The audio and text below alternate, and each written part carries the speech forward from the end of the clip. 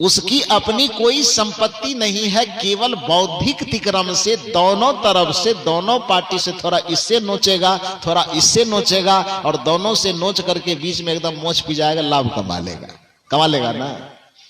उसी तरह से बीच में जो वो आता है अपने आप को धर्म का ठेकेदार कहने वाला, उसको न भगवान से कुछ लेना देना है और न भक्त से कुछ लेना देना है, बल्कि भगवान और भक्त के बीच में आकर के उसको अपना उल्लू सीधा करना होता है, जिसके कारण बीच में कर्मकांडों का इतना जाल वो फैला देता है, जिस कर्मकांडों के जाल के माध्यम से भक्तों की आमदनी में से कम उसका थैला भरे, उसका अपना पैकेट भरे, यह प्रक्रिया करता है। इसलिए भगवान की भक्ति के मामले में भी इतने ताम झाम, इतने उलझन उन्होंने फंसा दिया है कि जगह जगह पर यहाँ 10 रुपए रखो, वहां 5 रुपए रखो, यहाँ ये करो, वहां वो करो, सारा कर्मकांड फैला रखा। संजोग की बात ऐसी हुई कि आज उस नवधा भक्ति के प्रसंग में सबरी जी खड़ी है, उधर श्री राम जी खड़े हैं, भगवान और भक्त दोनों आमने सामने खड़े हैं, बीच वाला जो मीडिएटर है, ब्रोकर साहब, वो गायब है। माता सबरी को लगा कि बड़ा सुंदर मौका है, एक बार पूछ ही लेते हैं। जब दोनों लेने देने वाले दोनों आमने सामने खड़े हैं, बीच वाला मीडिएटर गायब है, तो आज मौका अच्छा है कि आज पूछ लेते हैं कि भक्ति जीवन में कैसे उतर सकती है, भक्ति का रास्ता क्या हो सकता है। बीच वाला रहेगा तो स्वाभाविक है कि वो अपने फायदे की बात करेगा, अपने लाभ की भी बात करेगा, उसमें शामिल करेगा। इसलिए वो भगवान से सीधे जब सवाल करते हैं कि प्रभु आप सामने में खड़े हैं, आप यह बता दीजिए कि आपके भक्ति करने का रास्ता क्या है।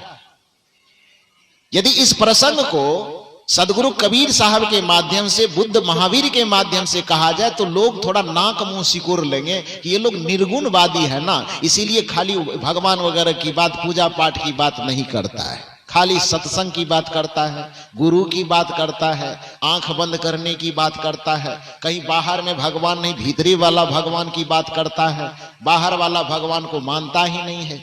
इसलिए मैं थोड़ी देर के लिए आपको सगुन वाले मार्ग की ओर ले चलता हूं कि देखिए वहां क्या माना जाता है कि भक्ति कैसे करना चाहिए। श्री राम जी और सबरी जी के कथा को लिखने का काम गोस्वामी तुलसीदास जी ने किया है। और वो गोस्वामी तुलसीदास जी सगुणवादी है कि निर्गुणवादी, क्या है, थोड़ा बढ़िया से बोलिए। गोस्वामी तुलसीदास जी सगुणवादी है कि निर्गुणवादी? वो सगुणवादी है। उस सगुणवादी होकर के भी वह सामने में श्री राम जी को और माता सबरी को रख करके और भक्ति का प्रसंग छेड़ते हैं। क्योंकि बीच में कोई है नहीं, वहां एक सबरी है, एक राम है, बीच में तीसरा जो कर्मकांड करवाने वाले मीडिएटर साहब है वो गायब है। तो यहाँ आमने सामने दोनों की बातचीत हो रही है। सबरी जी पूछती है कि आपके भक्ति का सच्चा रास्ता क्या है, कैसे भक्ति करें, वो भक्ति का पहला सीढ़ी जो है वह क्या है, भक्ति के कितने सीढ़ी हैं? तो सबरी ने कहा, श्री राम ने कहा 9 सीढ़ी।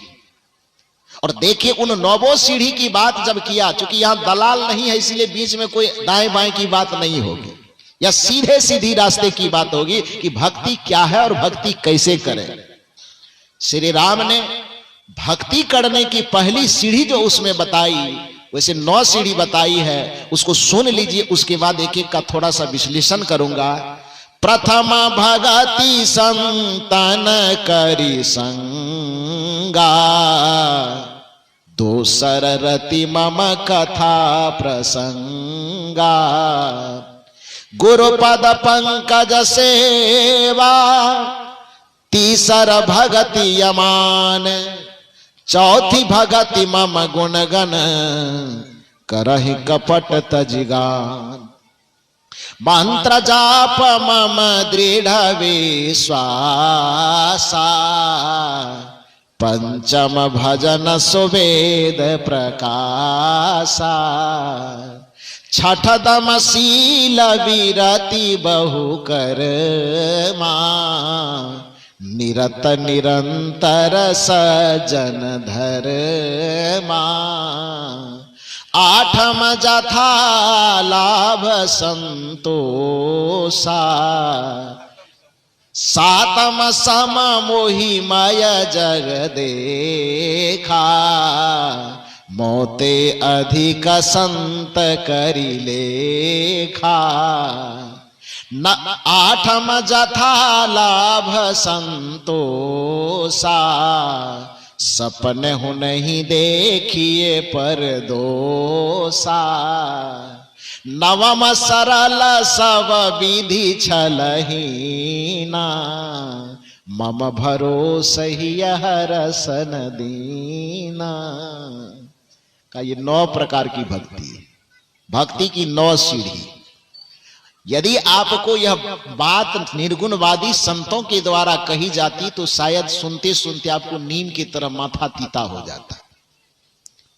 लेकिन उस सगुणवाद के मार्ग में चलने वाले महापुरुष के मुंह से यह बात निकली और कहवाया किससे गया है, जिसको कि सनातन परंपरा में भगवान श्री राम मर्यादा पुरुषोत्तम अवतारी पुरुष के रूप में जाना जाता है। सनातन परंपरा में कहा जाता है 2 महापुरुष के लिए, कृष्ण और राम के लिए जलोटा जी एक भजन बड़ा सुंदर बनाए थे, बड़ा प्रचलित भजन है। जग में सुंदर है 2 नाम, चाहे कृष्ण कहो या राम, बोलो राम राम राम अथवा बोलो श्याम श्याम श्याम। तो राम और कृष्ण को सभी अवतारों में श्रेष्ठ अवतार की मान्यता दी जाती है।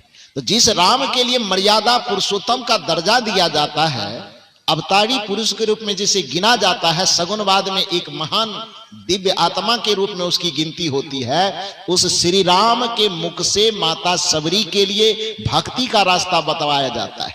कदाचित यहां भी, शायद यहां भी कोई मीडिएटर होता बीच में तो अपने फायदे की बात उसमें डालता, लेकिन यहां भक्त और भगवान 2 को ही रखा गया है, बीच में वह पूजा पाठ के उलझन में डालने वाला नहीं है। इसलिए सीधा रास्ता जो बताया गया 9 प्रकार। आप बताइए कि 9 में कहीं पर आपको मंदिर झलका क्या है? इस 9 का यदि विश्लेषण करेंगे आप तो कहीं इसमें पान और प्रसाद झलका क्या है? इस 9 का विश्लेषण करेंगे, 9 सीढ़ी की जब विश्लेषण करेंगे आप तो कहीं इसमें दिया अगरबत्ती झलकेगा क्या है? इसमें क्या कहा गया सुनिए। प्रथम भगति संतन करी संगा। इसका अर्थ क्या हुआ? मतलब भगवानवादी व्यवस्था को मानने वाले व्यक्ति भी कहते हैं कि भक्ति की शुरुआत यदि करना चाहते हैं आप तो मंदिर जाने न जाने वो आपके फैसला पर निर्भर है, लेकिन वो भक्ति का अंग नहीं बताया। भक्ति का अंग क्या बताया? प्रथम। प्रथम मन क्या होता है? पहला। क्या होता आप लोग बताइए, शायद हम न जानते हो। प्रथम मन पहला। प्रथम भगति संतन करी संगा। लेकिन दुनिया में पंडितों के द्वारा जो प्रथा चलाई गई है, प्रथम भक्ति में संतन करी संगा बताता है कि प्रथम भक्ति एकादशी करी संगा। क्या बताता है? एकादशी कर लिया, समझ लिया हम भक्ति कर लिए। जितिया कर लिया, समझ लिया कि हम भक्ति कर लिए। मंदिर में चली गई, समझ लिए हम भक्ति कर लिए।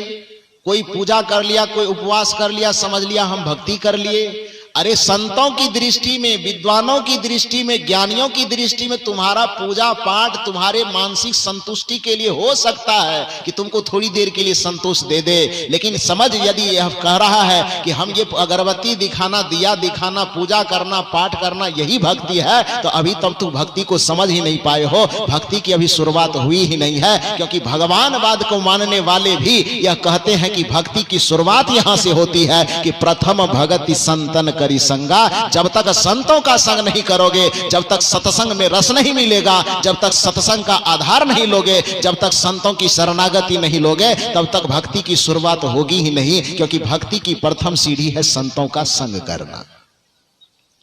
आज आप सत्संग में आए हैं, संत महापुरुषों के पास बैठे हैं, समझ लीजिए कि आज आपने भक्ति के पहले सीढ़ी पर कदम रख दिया।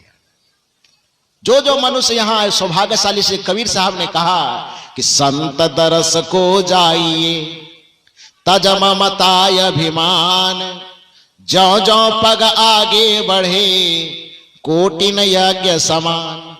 कोई व्यक्ति यही यज्ञ करने जाता है, तीर्थ करने जाता है, कोई व्रत करने जाता है, कोई हवन करने जाता है, कोई पूजा करने जाता है, कोई पाठ करने जाता है। हो सकता है एक आध फल उसको मानसिक संतुष्टि मिलती हो उसमें, लेकिन सदगुरु कबीर साहब कहते हैं कि जो भक्त सत्संग में जाता है वो भवसागर से पार होने के लिए नौका पर बैठने जाता है। जो सत्संग में जाता है वो भवसागर से तैराने वाले जो नाव है उस पर बैठने के लिए, उस पर सवार होने के लिए जाता है। क्योंकि सत्य के संग करने की पहली शर्त है संत का संग करना। परमात्मा के अनुभव करने का, परमात्मा के साक्षात्कार करने का यदि पहला सीढ़ी है तो वह है संत का दर्शन करना। क्योंकि संतों के दर्शन के अलावा, संतों के सानिध्य के अलावा इस पूरे सृष्टि में परमात्मा की झलक, ईश्वर की झलक कहीं नहीं मिल सकती है। क्यों? क्योंकि संत पुरुष का जो चरित्र होता है, संत पुरुष का जो जीवन होता है, एक पवित्र दर्पण की तरह होता है। कबीर साहब की भाषा में कहें तो संत पुरुष की आरसी संतों की ही देह, लखा जो चाहे अलख को तो इनमें लख ले है। साहब कहते कि संत पुरुष का जो चरित्र होता है, संत पुरुष का जो जीवन और दर्शन होता है, एक स्वच्छ, एक निर्मल दर्पण की भांति होता है। प्रत्येक व्यक्ति को अपने स्वरूप का दर्शन यदि करना हो, उस परमात्मा स्वरूप का अनुभव यदि करना हो, तो संत के चरित्र में शामिल हो करके, संतों के समक्ष प्रस्तुत हो करके, संतों के चरित्र में ही उस परमात्मा तत्व की झलक पा सकते हैं। लोगों के मन में प्रश्न हुआ, क्यों? परमात्मा मेरा है, भगवान मेरा है, तो संतों को सामने में रखने की क्या जरूरत है? संतों